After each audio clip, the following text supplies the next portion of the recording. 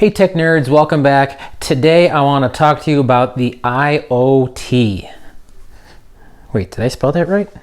Hey, it's Andy, and if you haven't learned this about me by now, or maybe you're new to my channel, I love technology. Okay, so maybe I'm the tech nerd and you're not, but that's okay because I'm here to talk tech for the rest of us so that we can all understand it, learn it, and take advantage of that technology, because that is the fun part. So the IoT, what is this mysterious acronym that I won't spell out for you? It's the Internet of Things.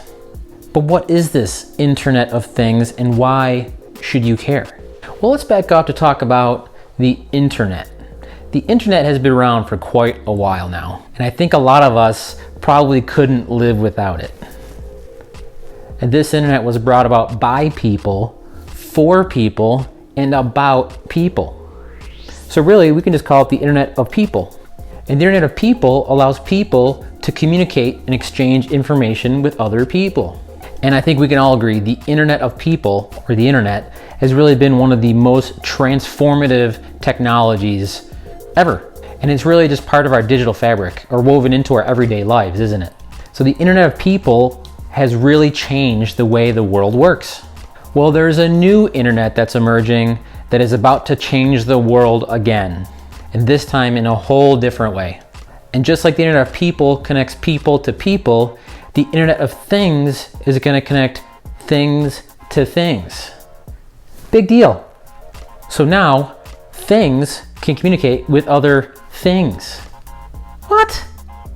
That's right, we're giving things the ability to sense, communicate, and control the world around them, and with each other. So think about how us as people interact with each other using our five senses, right? This is how we communicate. But what if we gave those senses to things? I know, scary, right? We're all probably now thinking about Terminator and self-awareness and Judgment Day and Okay, so what are these things? Let's start with a simple and obvious example, a smartphone. A smartphone knows a whole heck of a lot of information. It knows where you are, if you're moving, how you're holding it, how close it is to your face, what you're saying to it. Oh, and it has an eyeball on this side so it can see the world around it. And also, it can communicate over a wireless network. Okay, let's take a not so obvious example, maybe still obvious. My smartwatch, or maybe just wearing a smart band of some kind, some fitness tracker. This thing also knows a whole heck of a lot. It knows what my heart rate is, it tracks my activity when I'm sleeping, when I'm standing up, and it also communicates on a wireless network. What about one of these? Not the speaker, the thermostat. I have an Ecobee. Here it is blown up for you. Maybe you have a Nest or something similar. But these connected thermostats are very common these days. And not only can it tell me the temperature of the room, it knows whether I'm in the room.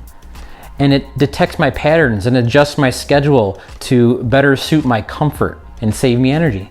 And it also communicates on a wireless network. So now we've given all these things senses. You take even the simplest of things. Light bulbs. These light bulbs have the ability to listen so that I or another thing can communicate with them and tell them to turn on, off, dim. I have a garage door opener that opens the largest door in my house. And yes, I can do that right from my smartphone. And if I weren't to do it and the door opened, I would get an alert telling me that my door opened. I even have this connected scale up in my bathroom, and it syncs with my phone automatically to collect and aggregate all of my data about me. Although I gotta be honest guys, I think it's broken. So how does this all really apply in practice? How about something most of us probably heard of, the smart home? The what home? Okay, maybe we can dive a little deeper into that in another video. But let's walk through an example. Let's say I'm sound asleep and my watch is tracking my heart rate very closely to detect whether I'm asleep or awake. Then it's time for me to get up. So my alarm goes off and my watch gently alerts me by vibrating on my wrist so as not to disturb my wife. But then my watch alerts my Echo to start playing some soft music to gently wake me.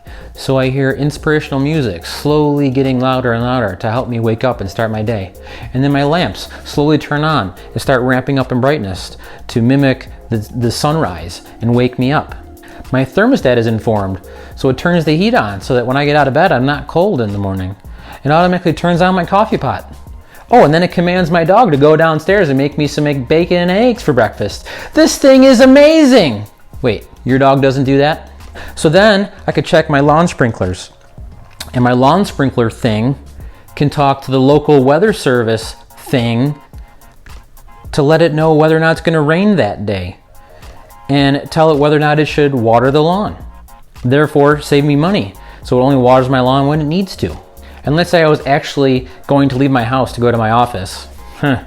Once I drive down the street and my garage door closes behind me, I will get an alert telling me that my garage door is successfully closed. Okay, that's all pretty cool, but really, who cares? Well, I care because I'm the tech nerd, and maybe you care because you tuned into the channel. And hey, we're talking tech here, right? And if you're getting any value out of this video, please let me know. Hit that thumbs up. And a question, do any of you dabble in the smart home or the IoT? If you do, I want to hear about it. Let me know what automations you have set up in the comments down below. Well, it turns out big businesses care. We're talking the likes of Samsung, Google, GE, IBM, all the big names out there. I stumbled across this really cool commercial.